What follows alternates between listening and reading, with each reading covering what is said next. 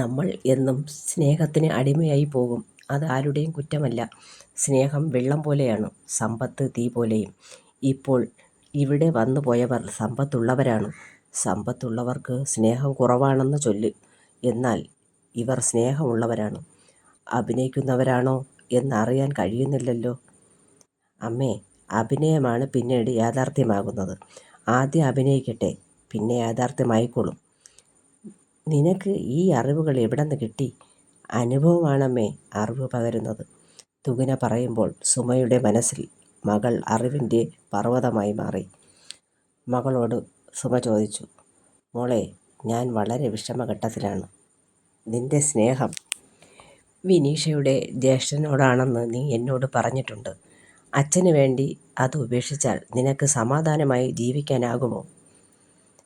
അമ്മേ, നമ്മൾ ഉപേക്ഷകൾ ശീലിക്കണം. ശീലമുണ്ടാകുന്നത് ഓരോന്നായി പ്രവൃത്തിയിൽ കൊണ്ടുവരുമ്പോഴാണ്. അമ്മയ്ക്ക് വിഷമങ്ങളുടെ ഒരു പരമ്പര തന്നെ മനസ്സിലില്ലേ? ഓരോ കാര്യവും സ്വന്തം അഭിപ്രായം ഇല്ലാതായതെങ്ങനെ? നല്ലവരെന്ന് തോന്നുന്നത് അനുസരിക്കുമ്പോഴാണ്. അച്ഛനെ അനുസരിക്കുന്നു അമ്മ, നല്ല ഭാര്യ. മകൾ അനുസരിക്കുന്നു, നല്ല മകൾ. അനുസരണയാണ് കുടുംബത്തിന് ആവശ്യം. ഒരാൾ ചിന്തിക്കുക, എല്ലാവരും അനുസരിക്കുക. വിഭിന്നത ഭിന്നിപ്പുണ്ടാക്കും. അച്ഛൻ പിണങ്ങിയാൽ ആലോചിക്കാനാകുമോ? നമുക്ക് അച്ഛൻ മാത്രമല്ലേ ഉള്ളൂ. എല്ലാ തീരുമാനവും അച്ഛന് മാത്രമുള്ളതാണ്. അമ്മയാണ് എൻ്റെ മുന്നിലെ ശരി. തുകിന അമ്മയെ ആശ്വാസപ്പെടുത്തി. മോളെ, നീ ഈ പറയുന്നത് ഉറച്ച തീരുമാനമാണോ? അതെ അമ്മേ.